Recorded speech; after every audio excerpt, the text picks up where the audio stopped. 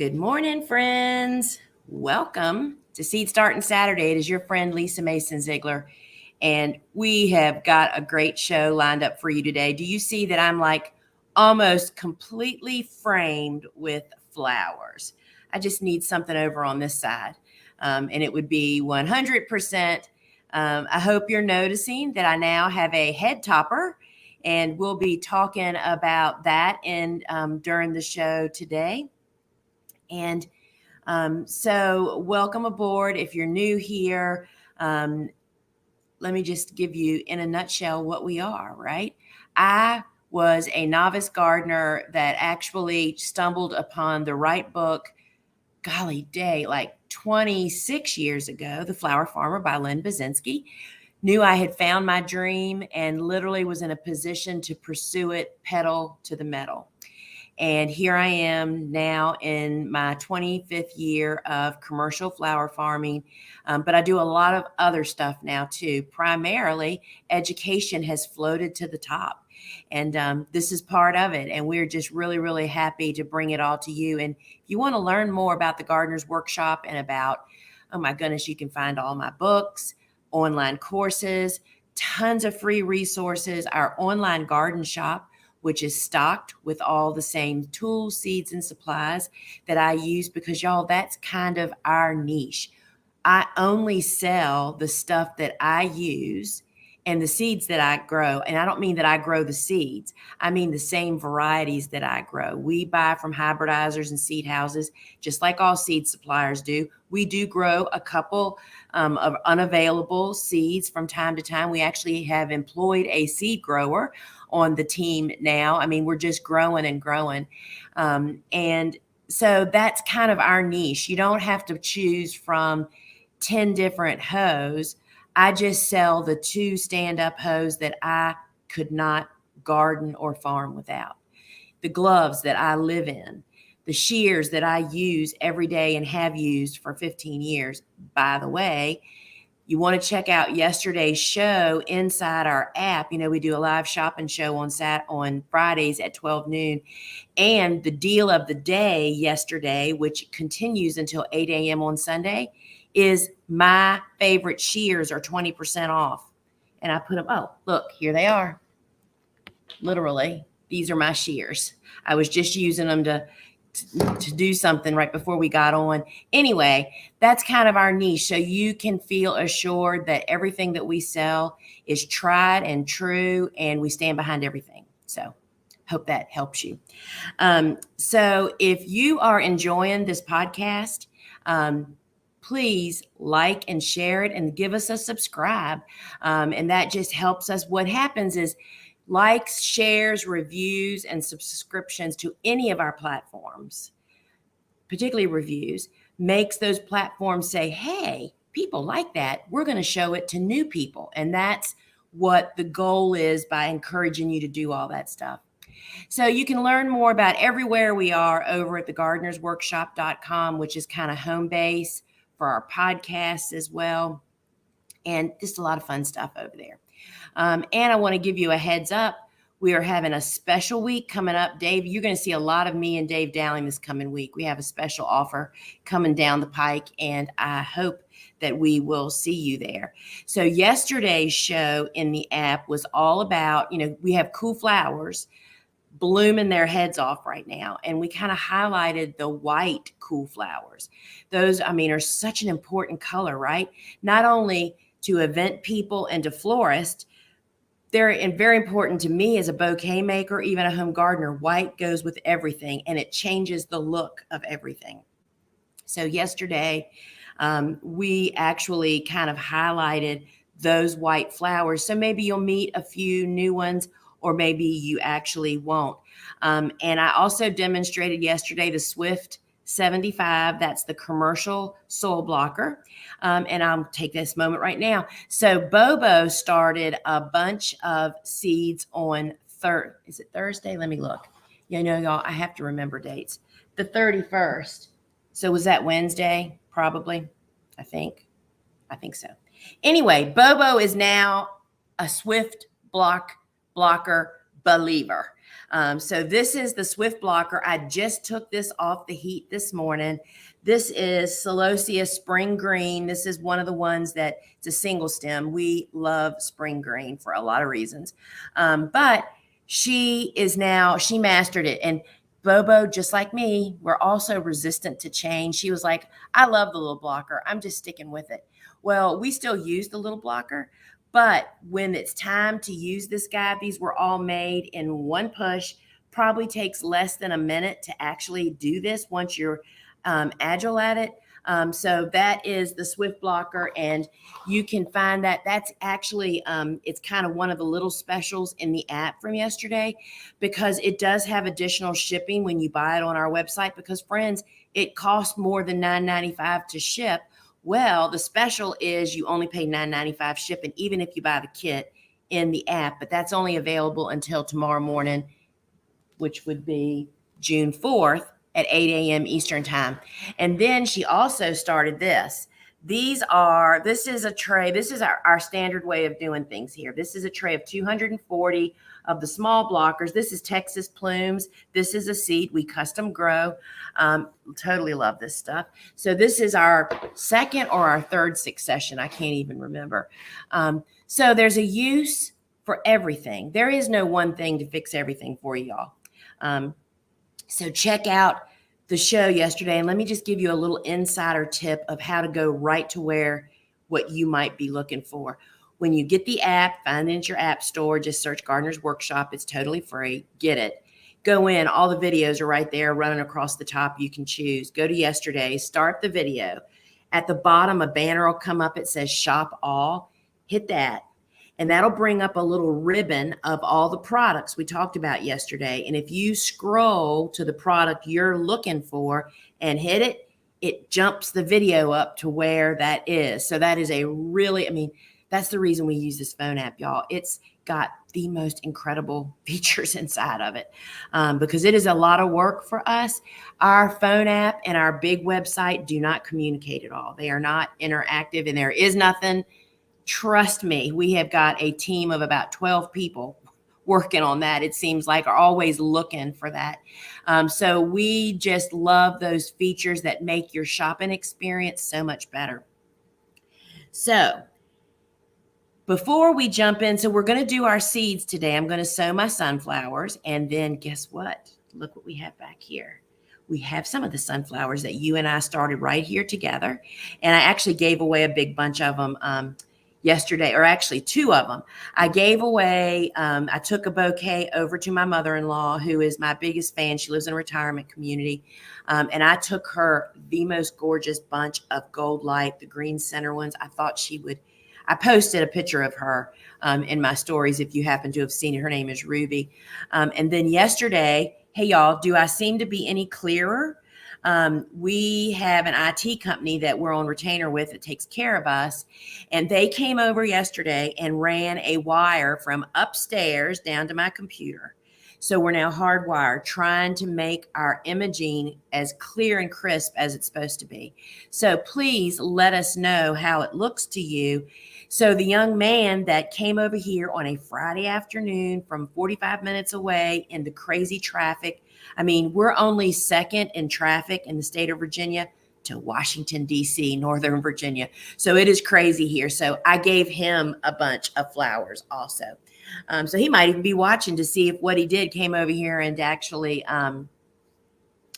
cleared things up. So let's talk about these sunflowers for just a minute that you are partially responsible for. I'm kind of tight in here, y'all. They rearranged everything in here. Let me move over. So I was going to try to pick these. First off, look at this. These are the French heirloom carnations. Cool flower, y'all. You can learn more about them yesterday, too. I should have rearranged these before I came on here.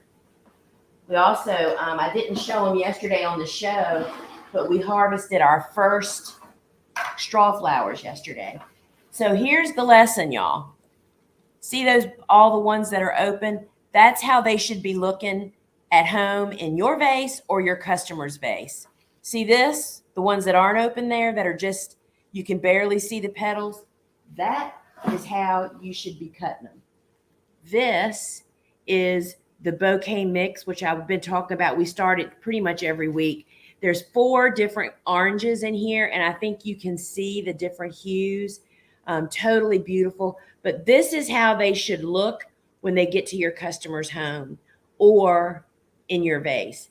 If I was selling commercially to florists, let's say, there might be one in a bunch that I sell them that is open like this so they can actually see, and maybe a little bit more open, but only 1 or 2. The rest of them need to be in this tighter stage because that gives your customer more opportunity to use it. See, this is what your bunches should look like this.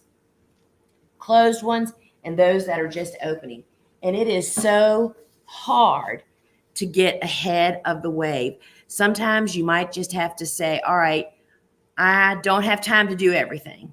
So I am just going to either leave the ones that are too far past where I should cut them and sell them and let the birds and the bees have them, or cut them all and drop them or whatever. But you have to get ahead of the need and I see so many old sunflowers, y'all, on social media in farmers market booths. And it ruins people. It ruins them. When they take them home like this, and that sunflower lasts over 2 weeks, you will have them for the rest of their life. Sacrifice whatever you have to get ahead of the roll of the harvesting. So we are going to do our weekly sunflowers, but before we do that, y'all, I think I smeared my glasses. Sorry. Guess what? We also shared yesterday on the app my new book. You want to see the cover? This is the cover of my new book called The Cut Flower Handbook. So totally stoked about this book. This book is got what I do, how I do it, and it has I think it's 50 featured flowers. The lion's share of them are cool season hardy annuals. The first part of the book talks about how a cutting garden should work, how you figure out when you should plant which plants. It helps you with a really simple foundational framework to follow that you'll be able to figure out anything when you're done.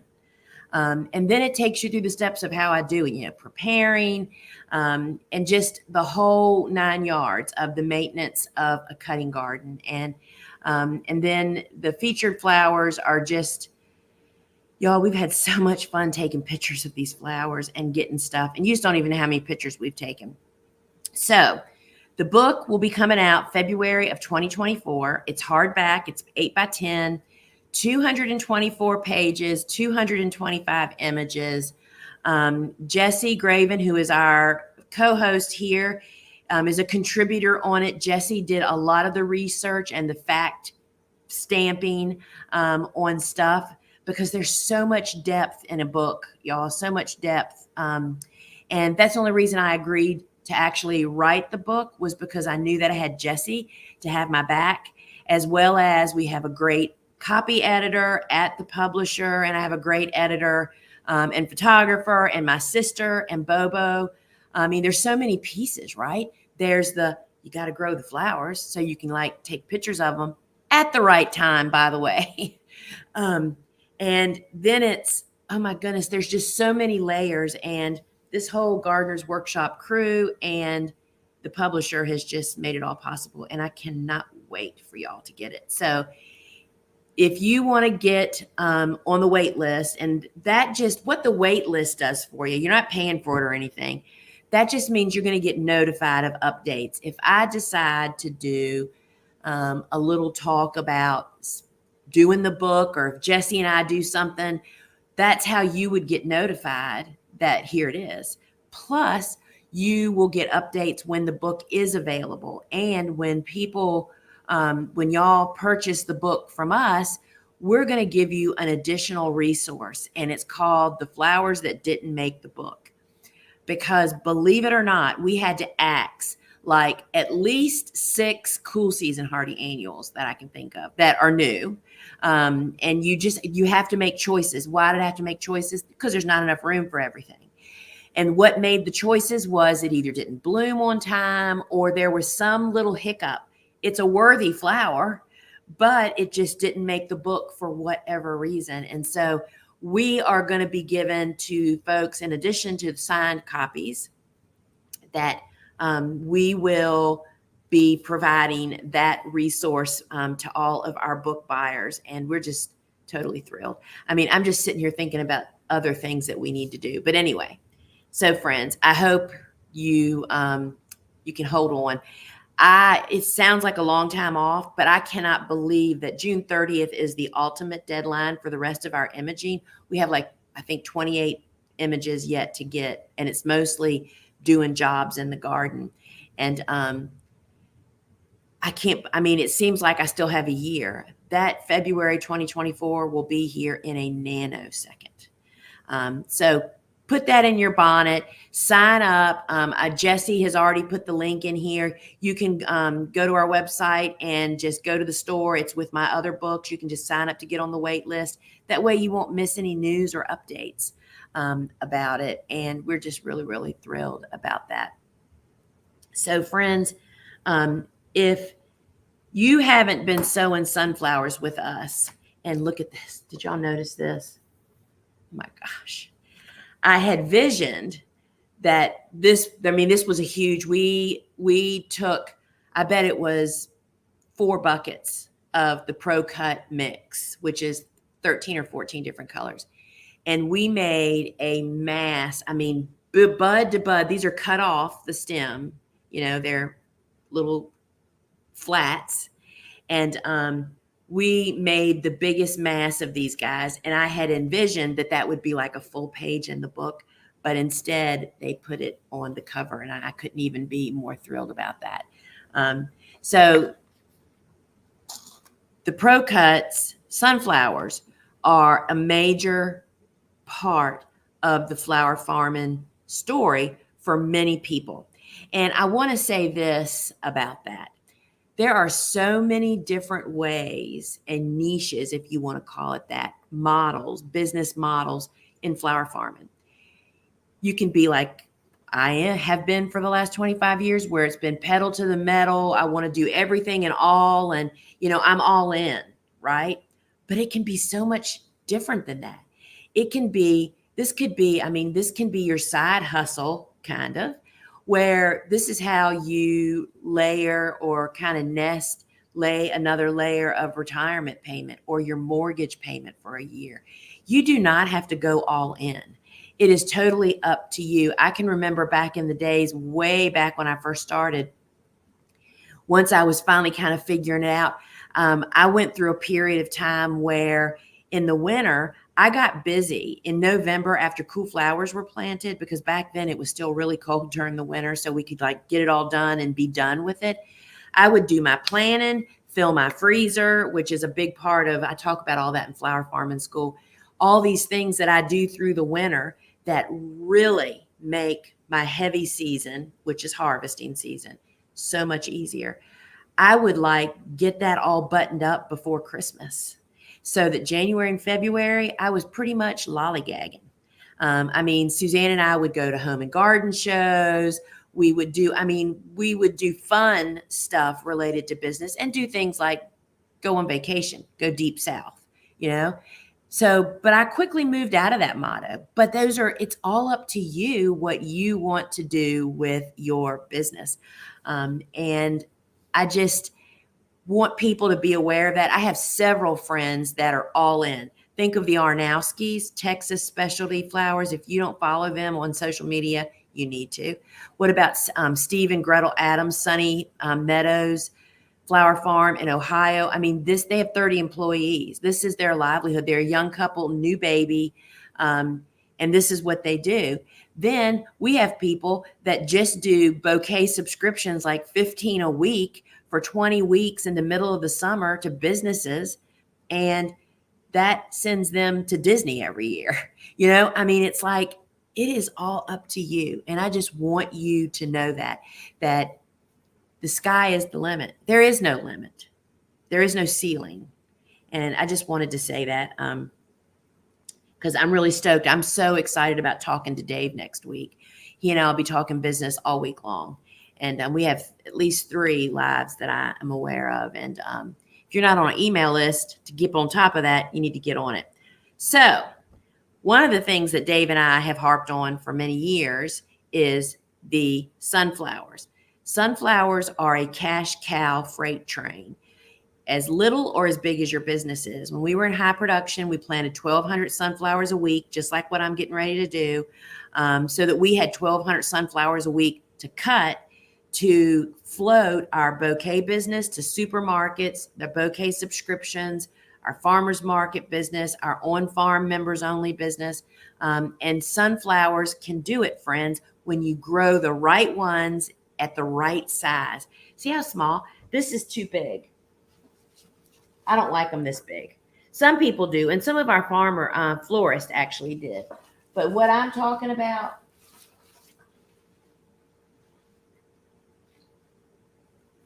this is the perfect size, is going to be the perfect size. Look at this guy right here. This is the perfect size.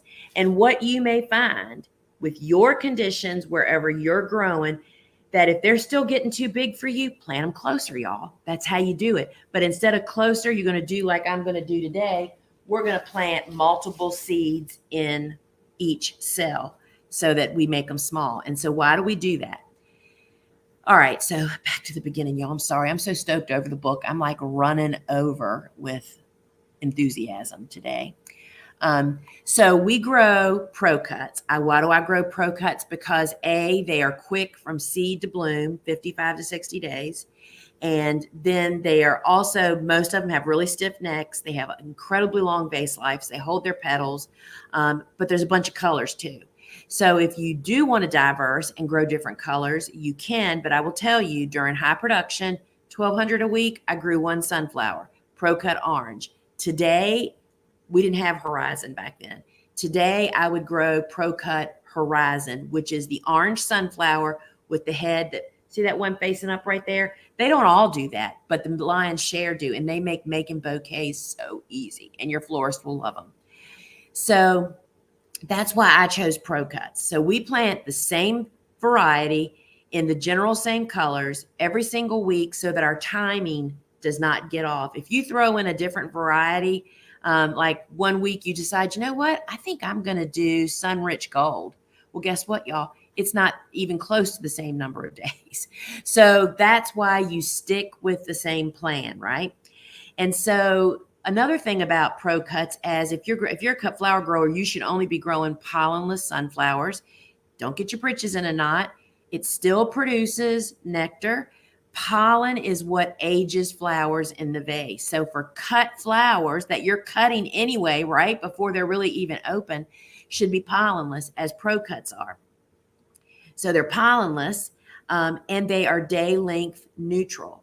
What does that mean? That means most flowers, many flowers, are triggered by day length. You know how dahlias like really just get busy and put on so many more blooms in the fall? That's because the shortening days trigger them, as cosmos are the same way. Sunflowers have been bred to be day length neutral so that they will still perform even no matter what the days are, long or short. However, the day length does affect them some. Early in spring and late in fall, short days, the blooms are naturally just smaller. No matter what you do, same spacing, you're doing everything the same, it's smaller. That's fine. But as the days get long, when we head into those super long days of July and August, the blooms will just be bigger, and they're bigger with the same spacing, and it's because it's the day length. So when I'm sowing my sunflowers, first thing I think of is, all right, when are these blooming? I don't even know what month it is. June is now, June 3rd. So June to July to August is basically 2 months. So it's going to be early August when these are blooming. So I want hot summer colors. So the orange the classic sunflower is top billing. And then that's long days. So I don't want them to be getting big. So I'm going to put 2 sunflower seeds in each cell. Sometimes I even put 3. If I was still making bouquets at the rate that we used to make them, I'd probably do 3. And then you still plant that entire cell with 2 to 3 seedlings in it at the same spacing that we've always planted, which is 5 rows in a 30-inch bed. That puts them tighter together. That keeps the bloom smaller, even though the day is longer. How about it? Okay. So I'm just going to do 2. I don't want them to be tiny. But if I was doing bouquets, I would do a couple of trays if I was doing high volume, because first off, our commercial customers adored even the sunflowers this big. And how did I handle that as far as pricing went when I was selling to my customers? I never changed the price of my sunflowers. I try not to change the price of my bunches at all. I always adjusted the number of stems that they got. And that's we talk about that in flower farming school. But anyway, so normally a bunch of sunflowers is 10 stems. And when they're really small like this, I would put maybe 15 stems in there. And my customers loved them. They're long lasting. They're great. So how do you do your sunflowers? So what I start in is in 128 plug trays. And this is a 50-50 mix of finished store-bought compost. Y'all, I buy it too. I mean, it's pretty impossible to truly make enough compost, good compost, effectively enough in an operation unless you have a whole designated person with a lot of product to make the compost from. So I buy bagged compost, 50% compost, 50% of any potting mix. It does not need to be seed starting mix.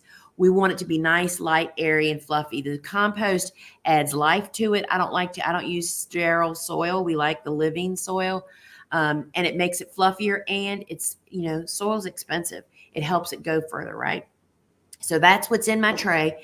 Then I use masking tape and our wonderful garden marker to actually identify what it is that's in this tray. So while we used to do 10 of these 128 trays for $1,200 a week, I only do 1 tray a week now for education, photography, and for the bouquets that we gift. But I still want to know what they are. The most important thing I put on here is the date. So it goes 6/3. Today we're going to start Horizon, Peach. Oh, I've got some peach to show you. And Brilliance. Brilliance. I got Brilliance too I can show you. Y'all, it's like everybody says, oh, what's your favorite flower? I mean, my universal reply to that is the one that's cutting in a bucket. That's what I used to say when I was selling. But I love them all. I mean, that's why I only grow what I love, right? So first off, Peach is back here hiding.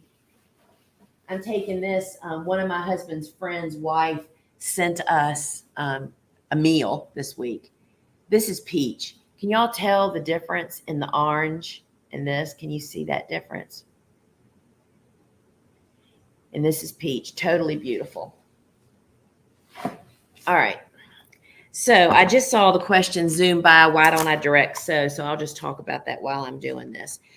Commercial growers typically always start transplants whenever they have that option because it's more efficient, far less work, and you get more stand of plants. So if I had to direct sow, I'd have to oversow. So you're wasting sunflowers. These are hybrids. They're expensive.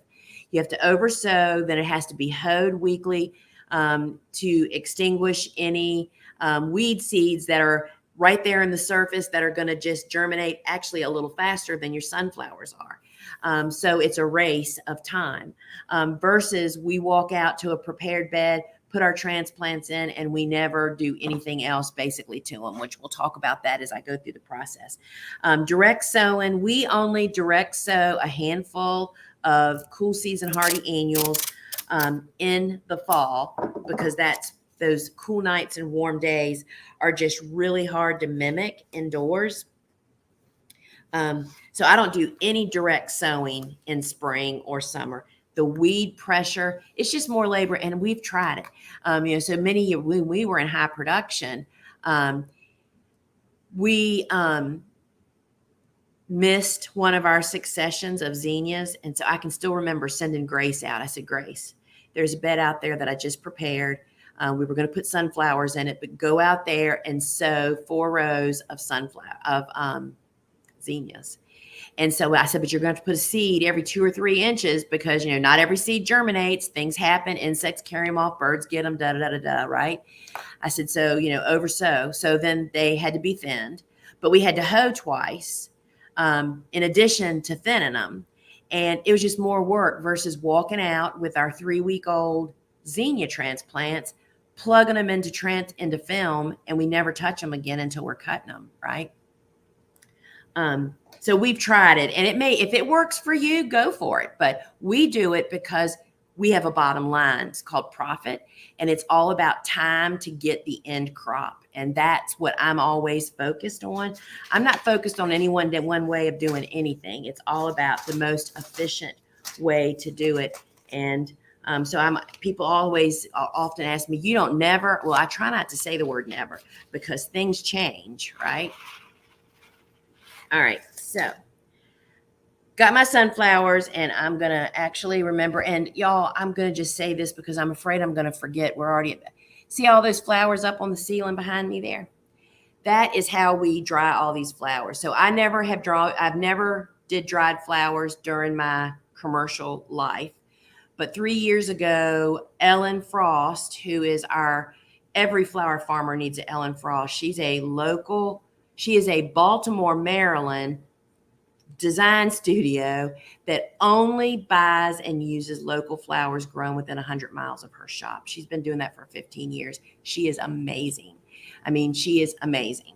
Anyway, one of the many steps that she does to make her bottom line a little fatter is she does not throw away any flowers, even the flowers they don't use for whatever reason. It's called shrinkage. Most florists throw away 33% of the flowers they grow because they get old before they can use them, right? And, she just posted, Jessie just shared Ellen's website. You've got to sign up for her blog, and you have to follow her on social media. The Vicarious Florist is her blog, and she talks about it's the behind the scene from poop flowers. I forget what that blog was all about, poopy flowers or something. Anyway, it's awesome. I learned this from Ellen. She said, instead of composting any flowers you have, she said, we dry everything because one of their big cash cows is they make dried wreaths in the month of November and December. And so I started doing it. And what you're seeing over there, that was my backdrop all winter long. Those are all dried flowers that were supposed to be composted because we didn't need them. We didn't do anything special because she'll tell you, she's not looking to invest any more money in these flowers. You literally just hang them. Suzanne and I did that yesterday. That's all the flowers I harvested last week. A lot of them had pictures taken of them, but now they're drying. And if you're coming to our open farm June 24th, you're all invited. You can see this, and you'll see them dry. But they are pretty beautiful. I posted a reel in Instagram today showing them up close. They're really beautiful. I love to stand under them and just gaze. And these sunflowers are going up there too, but I wanted to show them to you guys today. So I didn't want to forget to highlight that for you guys. But Ellen is the one to thank for that. So I'm just dropping 2 seeds on the surface of each plug. And y'all, this doesn't take but a nanosecond. If I wasn't talking to you guys, this would be like the first job of the day on a work day. Come out here and do it, get them out of the way, and move on with whatever else you have to do. But you have to make it on a weekly schedule.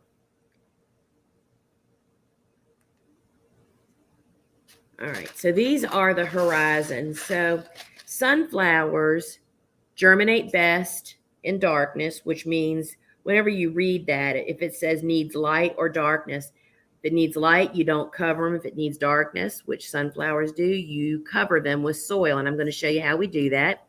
Again, we do everything the quickest and most efficient way.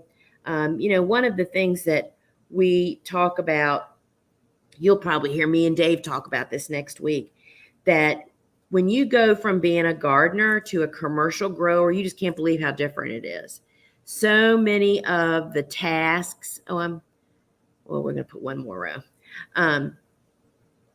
So many of the tasks and chores and steps that we do as home gardeners is totally not what you're supposed to be doing as a commercial grower. And you're wearing yourself out doing unnecessary jobs. And that is part. So what's next? Peach. Sorry, y'all, forget where I was going with that.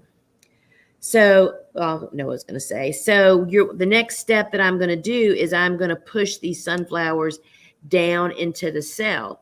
And at this stage, if you look down into the cell, you can say, oh, shoot, I can still see the seed. Let me go get some more soil and put it on top of those seeds. You do not need to do that, friends. So what's going to happen is I'm going to push them down into the soil.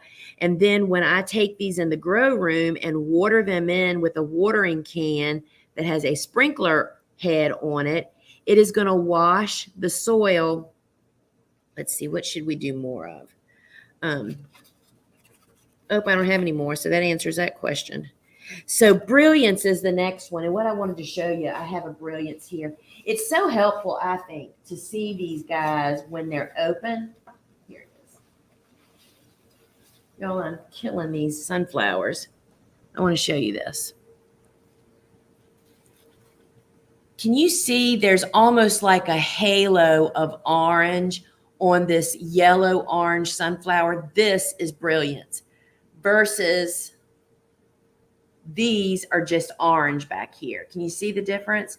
This is the most gorgeous sunflower in an arrangement or in a bouquet in a little vase sitting on your back porch at sunset. Oh my gosh. I mean, if you do a lot of partying, I have plans on my porch of just having a big old crock of sunflowers. They're really, really beautiful. So that's what we're going to sow in these last few holes over here is brilliance. And it's like every sunflower, I always tried to choose just one, but just never really took. But I will tell you that during our high production years, when we were growing those 1,200, I told you that it was all pro-cut orange. The chaos that's happening, we were producing 10 to 15,000 stems of flowers a week from my little urban outdoor. I have no hoop or greenhouses still, y'all. From the field, you cannot be keeping sunflowers straight. You just can't believe all the wonderful, crazy things that happen. Because remember, you're harvesting them fairly tight. It's almost impossible to see what they are. But you know what I learned from just making it simple for myself is we sold out every week for years of the orange.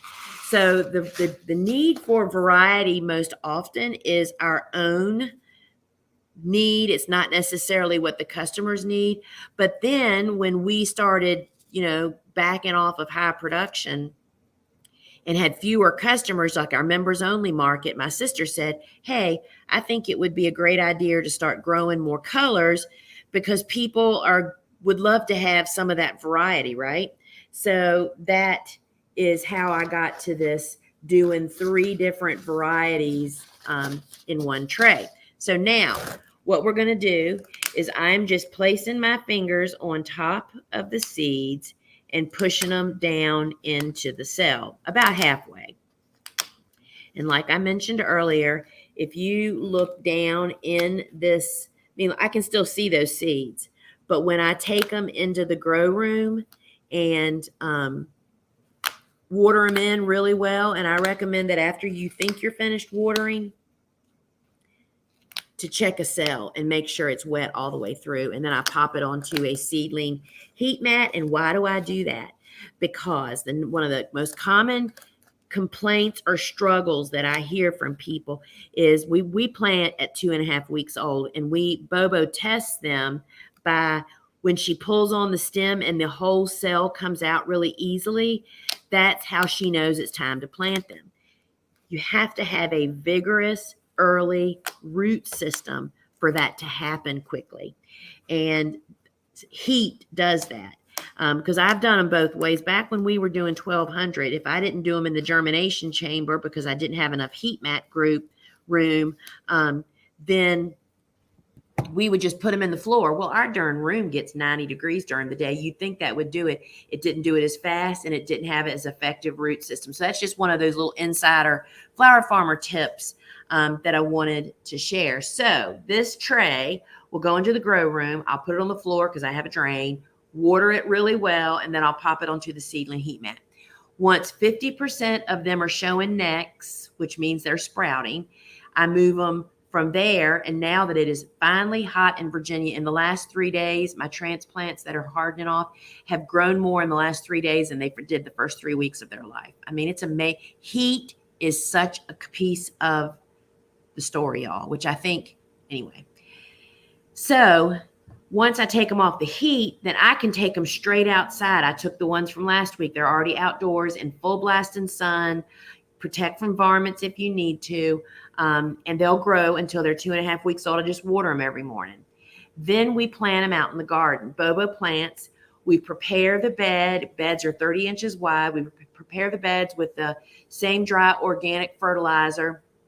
Jesse will put the link on here if you want to go read what the fertilizer is, or you can buy some. But if you want to see what it is to try to find some closer to you, you can. We follow the directions as far as the application. And then we plant our sunflowers because we repetitively plant them over and over again every week. We don't use film on the beds. We don't use irrigation on the beds, and we don't use flower support netting. That's how I've made sunflowers profitable. Now, I want to say, if I was a small grower that only needed 50 sunflowers a week because I really depended on them, you better believe I'd be netting those sunflowers. And I haven't ever mentioned this before. So how would I do that? So we use silage tarps for a lot of stuff around this farm. The main thing is they help us to keep from growing weeds. So because I don't put film on beds for sunflowers, so we have let's just say there's a 100-foot bed. It's all prepared. It's got the fertilizer added. It's been tilled, and it's ready for sunflowers. But you only have enough sunflowers for the first 10 feet. You have the rest of the bed, and you want them all to be sunflowers because you're trying to keep your rotation together. It just makes maintenance a little bit easier. Anyway, so I would plant my first 10 feet, and then I would take a silage tarp. We have some silage tarps that we cut into 6-foot wide strips, the length of a tarp, which is 50 feet long. So the minute we pull a crop out, or we prepare a bed, but nothing's going in it yet, we immediately cover it with the silage tarp. The silage tarp does not allow moisture or sun to get through, and that extinguishes weed seeds also that are on the surface. So if I was going to be a small grower and I wanted to have a 50-foot bed and I wanted to net the sunflowers because I really need those sunflowers, I would prepare the bed, plant your first planting, put down, then I would do my netting, and then I would just put a silage tarp on the rest of that bed under the netting. It would be a little iffy around your stakes perhaps, but you can cover that bed to prevent light and water from getting to it. If you don't net, it's super easy. You just put the silage tarp down, and each week you fold it back more, move your weight bags, and plant your next sunflowers. So there's a lot of ways you can get, look, y'all, I mean, part of being a business owner, not just a flower farmer, that's the difference between the people perhaps that succeed and don't. They're just willing to try things and make do until you can actually get the proper stuff or the next step, because you keep doing it and keep cash flow and keep the business actually rolling along. You know, I've heard from so many people, yeah, but, well, I could spend days telling you, yeah, but I didn't, you know, and that is just a decision. And friends, failing is part of it. It's a requirement. And I'm just on a tangent, y'all. Sorry. So Bobo will take these out when they're 2.5 to 3 weeks old. Once they pull out, she'll plant 5 cells across the bed. The whole cell even doubles. And then she plants them, and then she waters them in. She hand waters them. We use a hose with a wand. We love the Dram nozzle head with the shower nozzle on it. And she waters each plant, and that's it. Because we get pretty regular rain here in southeastern Virginia.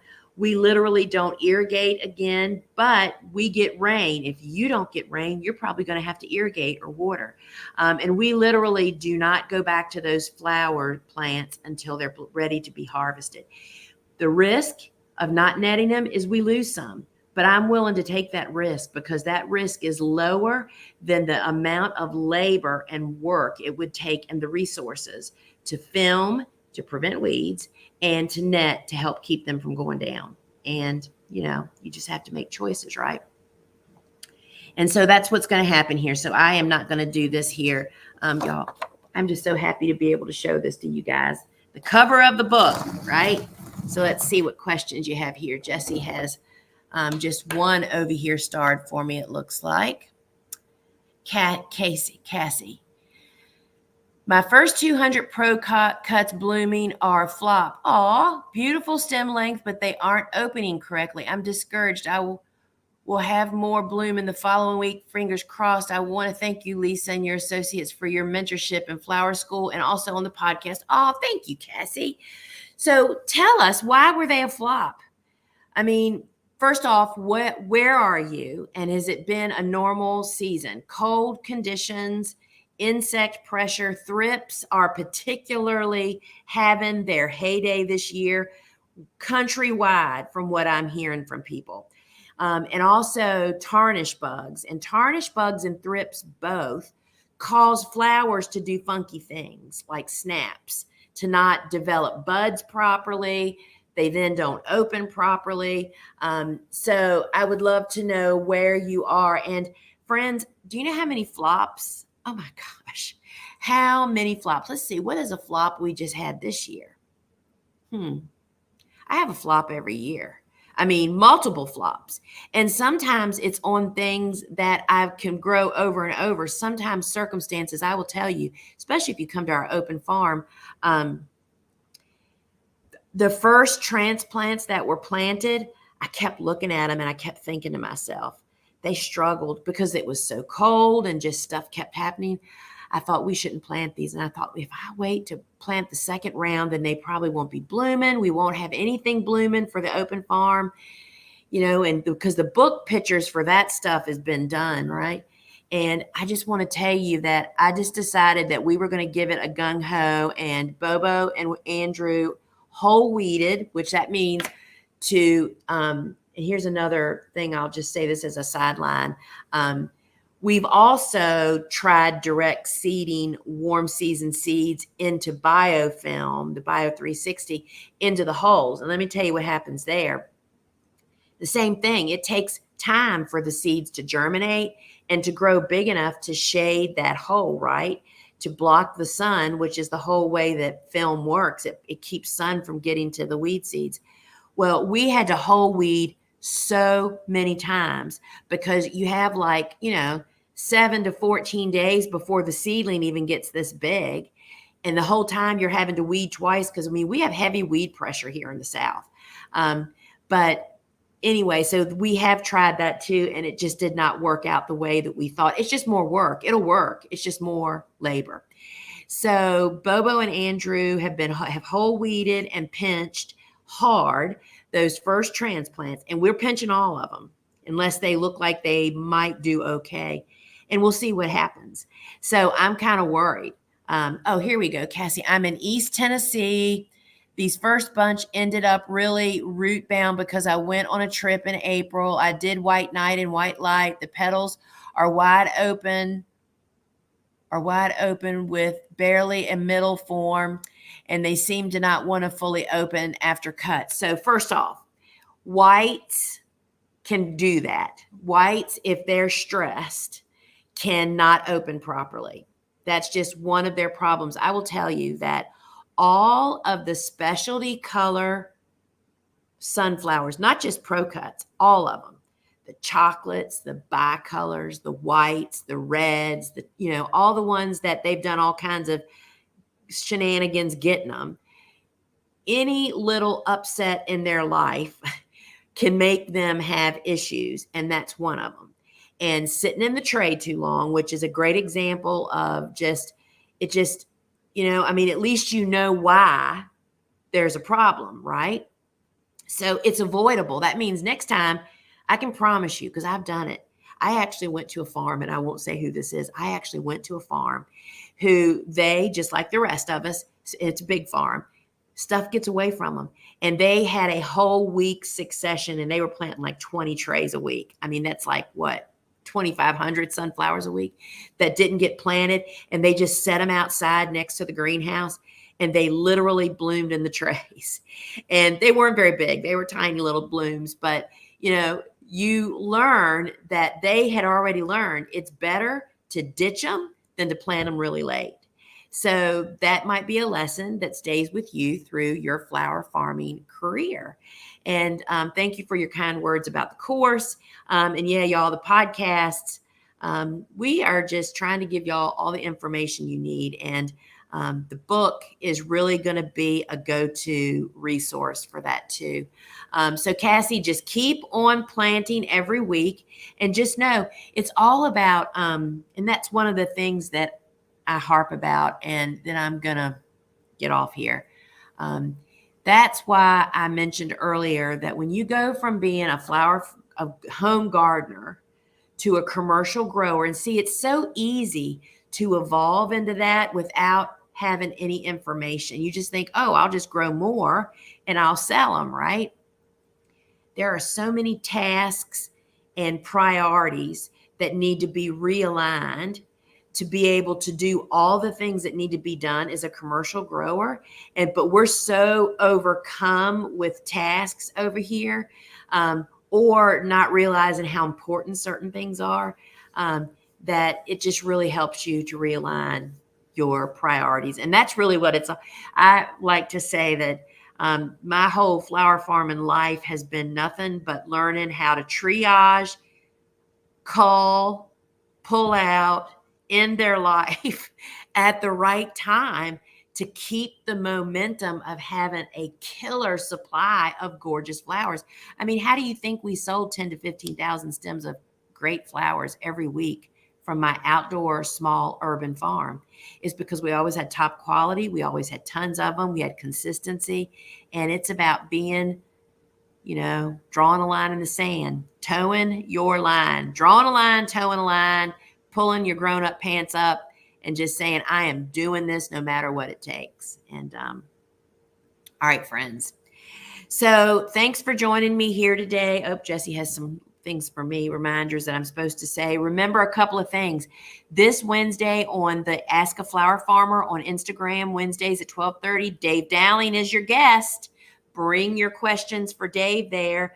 And next weekend, or next Friday, on our shopping show will be the big old cool flowers peak season kind of stuff. And remember to download the app for the best experience. I mean, there's just so many more functions you can make. I mean, just being able to hit that button and go right to the spot in the video is worth getting that right. And remember to get on my wait list for the book. I'm totally stoked about that. And can't wait to, who knows what Jessie and I might drop into your inbox once you get on that wait list. We already have another really special thing that she's working on to make it part of the resources for our book.